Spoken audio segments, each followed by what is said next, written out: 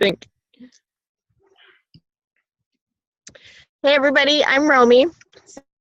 This quick tonight because our internet today at the park has been awful all night. Whoa, that was weird. I can't see you. I could see me when it changed. There you are. User error. So, anyway, we're at an RV park in Arizona. The internet has just been awful lately, worse than normal. So I'm actually out in the desert, and so I'm going to make this quick because I'm afraid I'm going to lose the daylight, which it's happening fast. So if you don't know, a lot of the leaders and rock stars are actually in Florida this week at leadership retreat, so that's really exciting. And then there'll be another one in California in 2 weeks, I believe. So then after that, then we'll get all the good stuff will come out from there.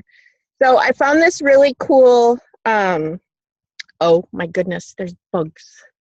This cool saying today that it's a not just a saying, but it's a write-up.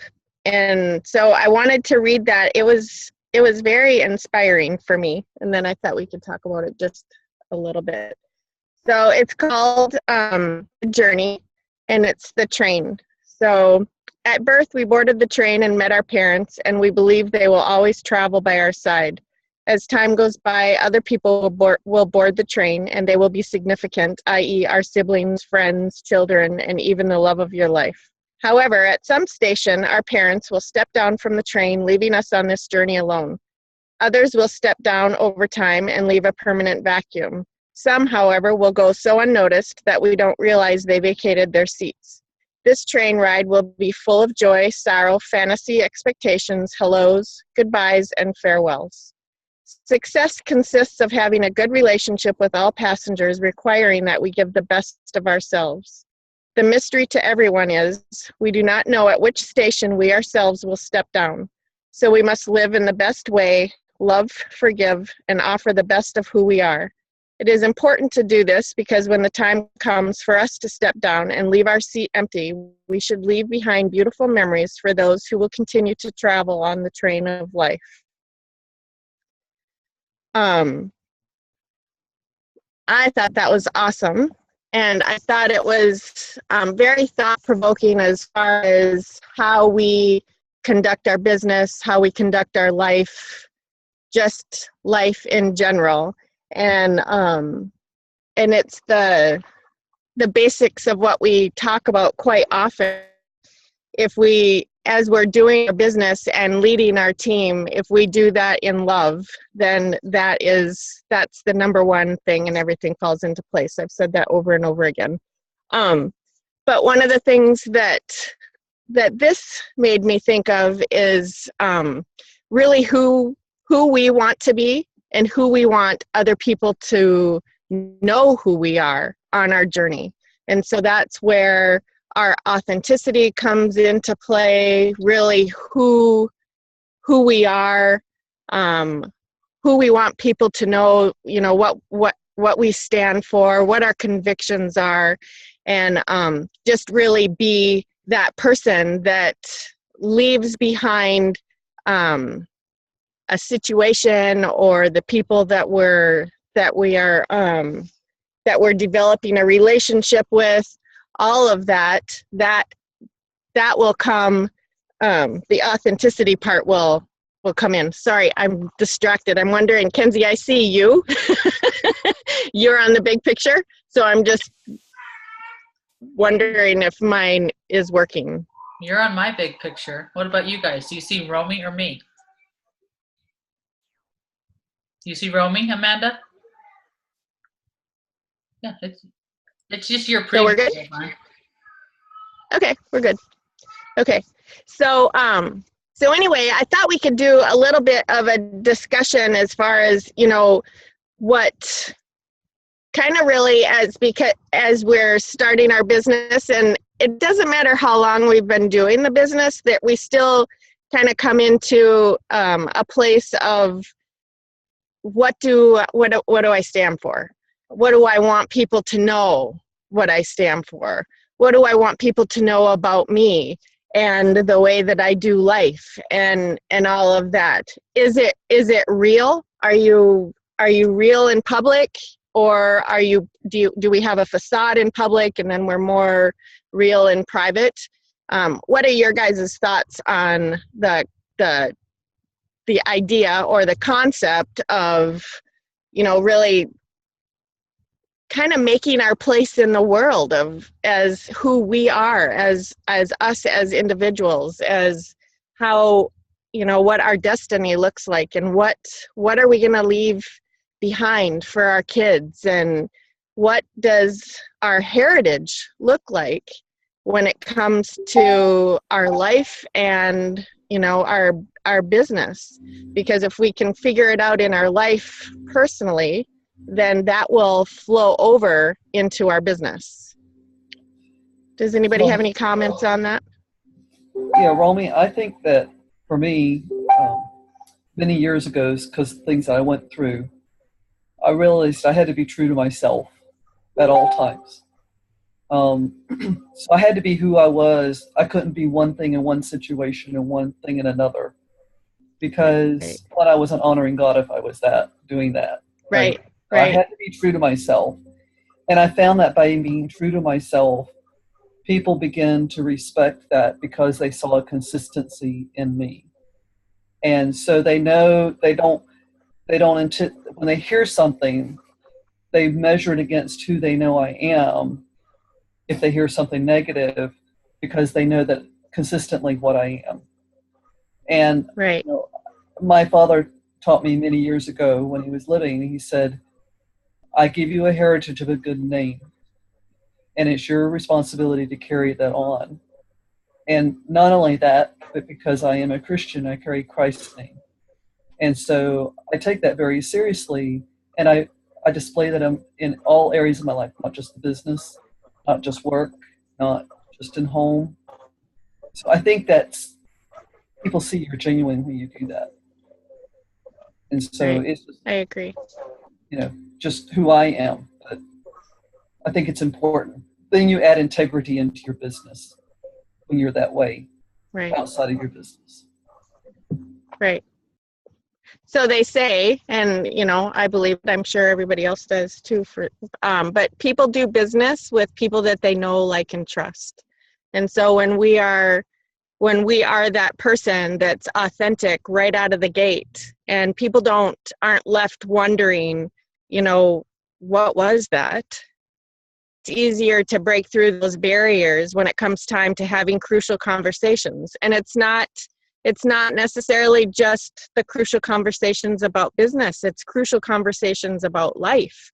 And so if we're true blue right out of the gate, then that makes our job easier to serve people, and it makes their job easier when it comes to choosing, say yes to a relationship with us, whether it's personal or whether it's business.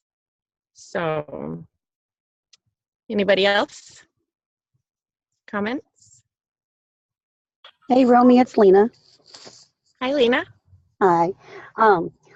I just wanted to comment. I used to do a different like home business a long time ago, and they used to be a fake it till you make it. So they wanted us to post everything that we were doing this and that with the company, and we were having awesome results with it. And even though it may not have been true where we were at, they just said, if we put it out there, and people would see it, then of course we would make the sale. And that's kind of part of the reason why I left that, because I felt like I wasn't being my true self. And one part that I love with being with doTERRA is that, I can incorporate this into my life. And for the people that see me and know me, I put everything out there. And,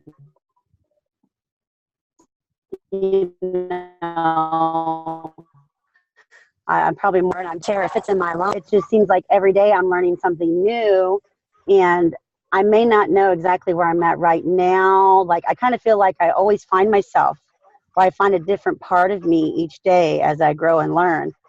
So, my legacy that I'm giving to my kids is, I share the things that I learn, and they see a mom at 40 years old that's learning something new every day, that I'm not stuck in a rut, and that my life Yeah. gets to change no matter how much time has already happened in my life and how much time I have in my life to go. They still see it moving, forward. And no matter the pace, it's still a step forward, not a step back, or a standstill. Right. Awesome. I remember when I was younger, the idea of being 40 was like, oh my gosh, that is so old. Oh, yeah. And now it's like the numbers, the ages, I just have a hard time comprehending age now.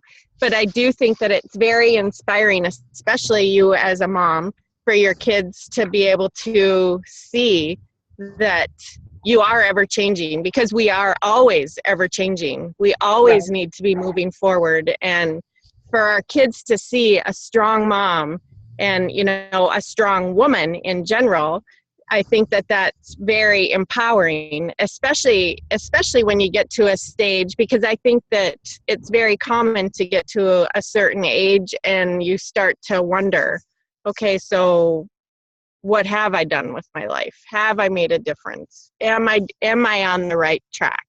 Different things like that. And it's like I talked last week, every moment is a new moment. And so no matter what's happening in our lives, we always get that chance to change gears or shift directions, or, whatever we need to do in order to make our lives in the way that we are designed to make our lives. And that's good and blessed to be able to be a blessing in that way. So for those of you that joined us late, it is dark around me because I'm out in the desert. Our internet is very bad right now, and I just figured I would start out here, and I was hoping that I would get done before I lost the light, and I was wrong. Doesn't happen very often that I'm wrong, but I was wrong this time.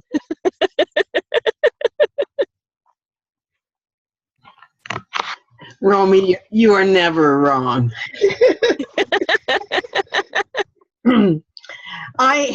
This is Iris, and I have found in the last year, in the last 6 months, that I finally understand everything that has happened to me all through my life. And it's all led up to this point and further. My throat still is not what it should be. I am seeing now why I had a stroke at 28, because I, in the last few months, have been bombarded with phone calls and requests about this protocol that is helping so many people. And just a couple of weeks ago, Rod, my husband, said, now we know why you had the stroke. Because God was getting all this stuff into alignment for this point. And what I'm going to do further on. And it changes how you look at everything. I'm much more confident, for one thing, but I'm also much more relaxed about everything. Mm-hmm. And that comes off with the people that I talk to.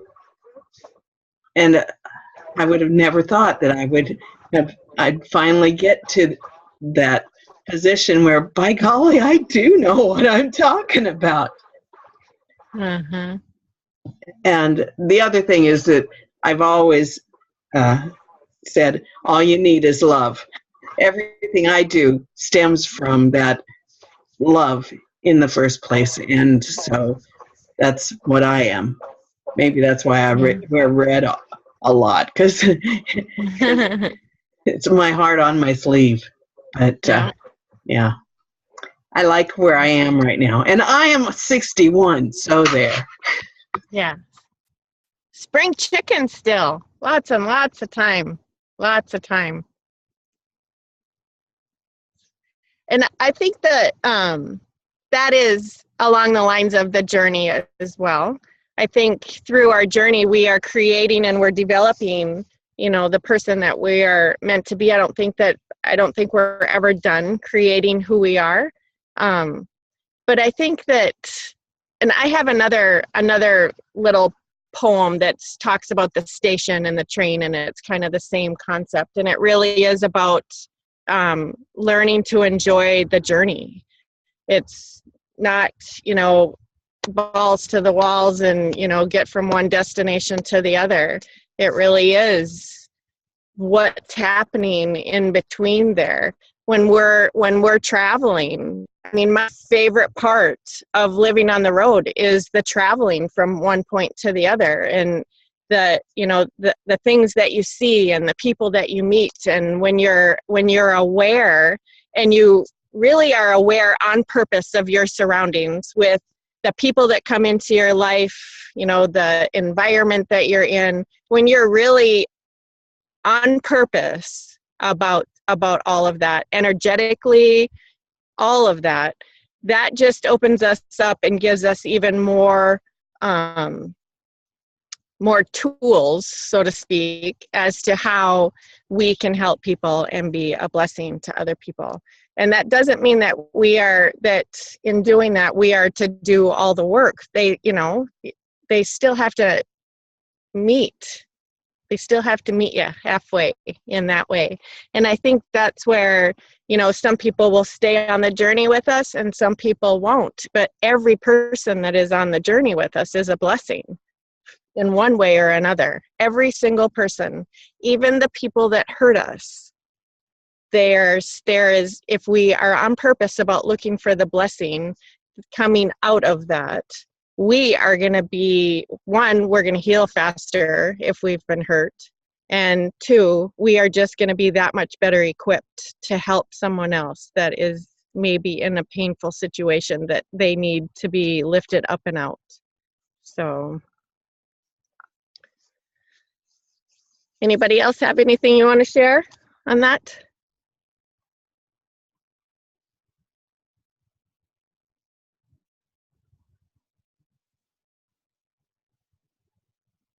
So one of the things that I wanted to touch on just quickly about what Iris was talking about is with her stroke, and I have the same kind of thing. I'm not comparing my situation to yours by any means, but I have talked about what brought me to doTERRA. Can you guys still hear me? My internet just went unstable. Yes. Yeah. So I believe I would never ever want to go through what I went through. I would never choose that, but I would also never choose to go back and not go through that either, because there's so many things that come out of a bad situation if we're aware of it, that we can still make good stuff out of a bad situation. If I wouldn't have been in the situation that I was in, I wouldn't know any of you. And the relationships that I have with you guys are, if I didn't have anything else in my life, that would be enough for me to be grateful for the things that I went through. And if you don't know my story, I'm not going to go into it right now, but it was pure hell. So it's not, I don't say that lightly, but there's so many different things that can happen in our life if we are on purpose about looking for the miracle signs and wonders of our life. period. And if we do nothing but that, life could be really, really good. Really good. So, anybody else?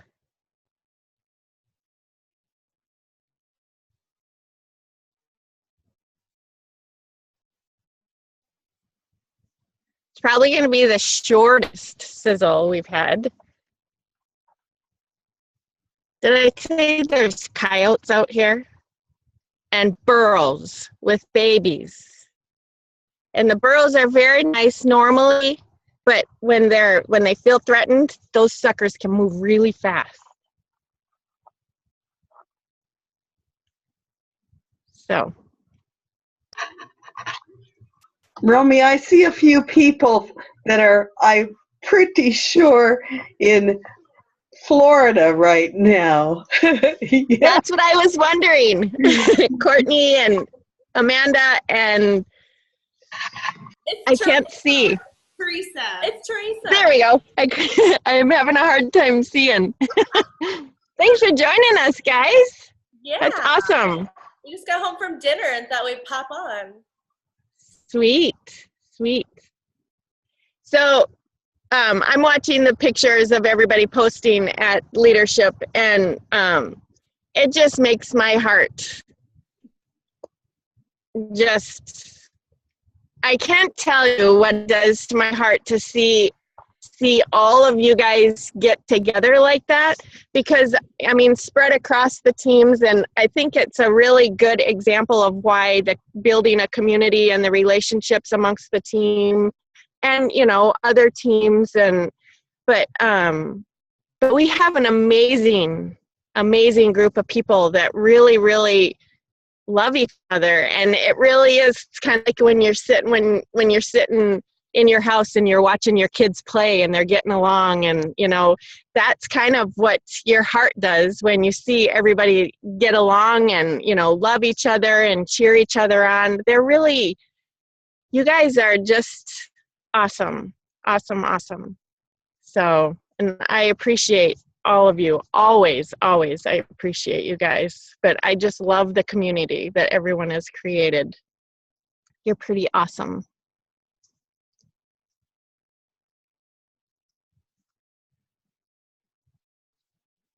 Do you guys want to share what's happening there? We're all taking our strengths test tonight. Oh, yes.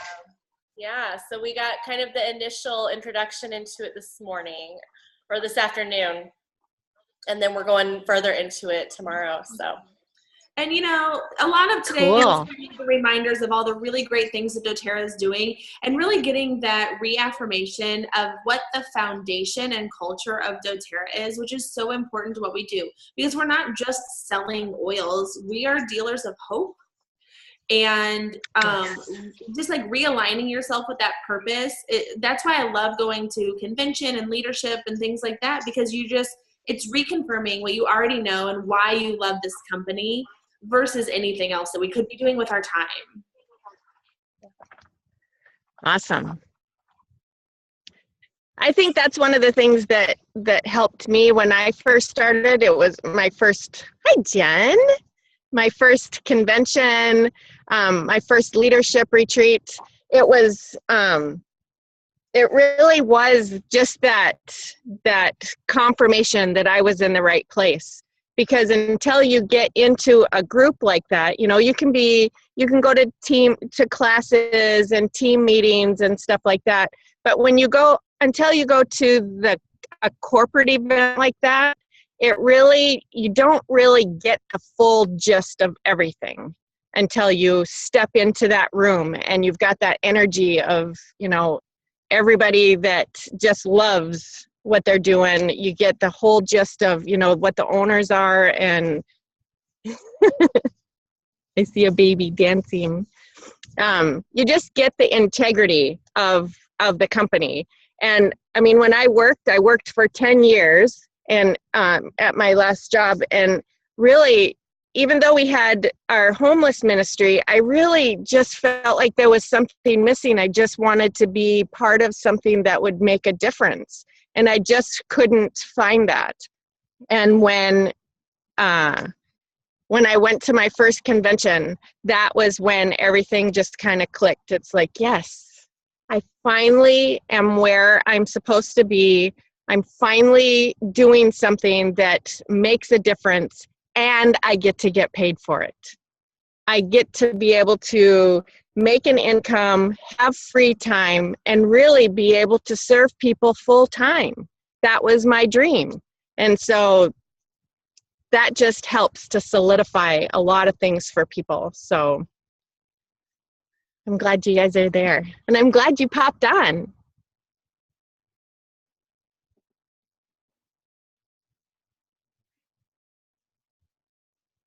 Okay, we're at almost 30 minutes, and I am going to cut it short because the bugs are drawing to the light and it's creeping me out. So, does anybody have a burning desire? Anything? Question, share, anything. Kenzie, will you shut the recording off, and that way